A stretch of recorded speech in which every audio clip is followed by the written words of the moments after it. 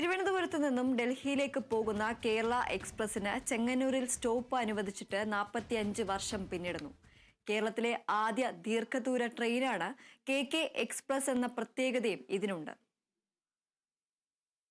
ആലപ്പുഴ ചെങ്ങന്നൂരിൽ തിരുവനന്തപുരത്ത് നിന്ന് ഡൽഹിയിലേക്ക് പോകുന്ന കേരളത്തിലെ ആദ്യ ദീർഘദൂര ട്രെയിനായ കെ എക്സ്പ്രസിന് ചെങ്ങന്നൂരിൽ സ്റ്റോപ്പ് അനുവദിച്ചിട്ട് 45 വർഷം പിന്നിടുന്നു. 1958 ചെങ്ങന്നൂരിൽ റെയിൽവേ സ്റ്റേഷൻ ആരംഭിച്ചെങ്കിലും പ്രധാന ട്രെയിനുകൾക്ക് സ്റ്റോപ്പ് ഉണ്ടായിരുന്നില്ല. KR സരസ്വതിയമ്മ പ്രസിഡന്റും K വർഗീസ് മാത്യു സെക്രട്ടറിയുമായി central Travancore railway users association 1977 September 7 രൂപീകൃതമായി.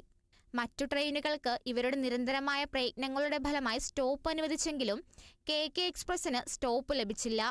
Idukki, Pathanamthitta ജില്ലകളിലെ യാത്രക്കാർക്ക് കൊല്ലത്തിനും കോട്ടയത്തിനുമിടയിൽ ഈ ട്രെയിനിന് സ്റ്റോപ്പ് ഇല്ലാതിരുന്നത് ബുദ്ധിമുട്ടുണ്ടാക്കി. ഒടുവിൽ 1980 ഫെബ്രുവരിയിൽ അസോസിയേഷന്റെ നേതൃത്വത്തിൽ ജനകീയ സമരം ആരംഭിച്ചു. നിരവധി പ്രക്ഷോഭങ്ങൾക്കൊടുവിൽ 1980 മെയ് 5 കെ എക്സ്പ്രസിന് ചെങ്ങന്നൂരിൽ സ്റ്റോപ്പ് അനുവദിച്ചു. കെ എക്സ്പ്രസ് പിന്നീട് പേരുമാറ്റി കേരള എക്സ്പ്രസ് ആയി. സ്റ്റോപ്പ് ലഭിച്ചതിനു ശേഷം എത്തിയ ആദ്യ ട്രെയിനിലെ യാത്രക്കാർക്ക് അസോസിയേഷൻ പ്രവർത്തകർ മധുരം നൽകി സ്വീകരണം നൽകി. കേരള എക്സ്പ്രസ് എന്ന് പിന്നീട് ഈ ട്രെയിൻ അറിയപ്പെട്ടു. റെയിൽവേ മസ്ദൂർ യൂണിയൻ സെക്രട്ടറി MK കൃഷ്ണൻകുട്ടിയുടെ സഹായവും ഇതിൽ നിർണായകമായിരുന്നു. അസോസിയേഷന്റെ സമ്മർദ്ദത്തെ തുടർന്ന് സ്റ്റേഷനിലെ സൗകര്യങ്ങൾ വികസിപ്പിച്ചു.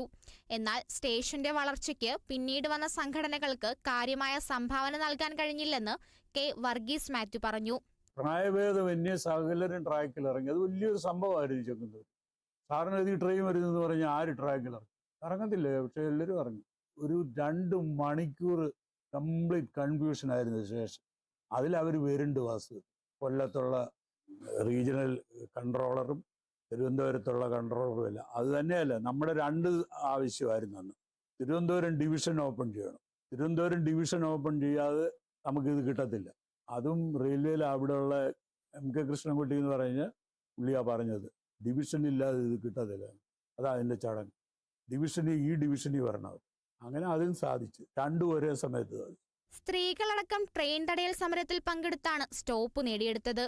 സമരസമിതി നിരന്തരം ആവശ്യമുന്നയിച്ചും നിവേദനം മന്ത്രിതലത്തിലും റെയിൽവേ വകുപ്പിലും കൊടുത്തിട്ടും അവഗണന തുടർന്നു.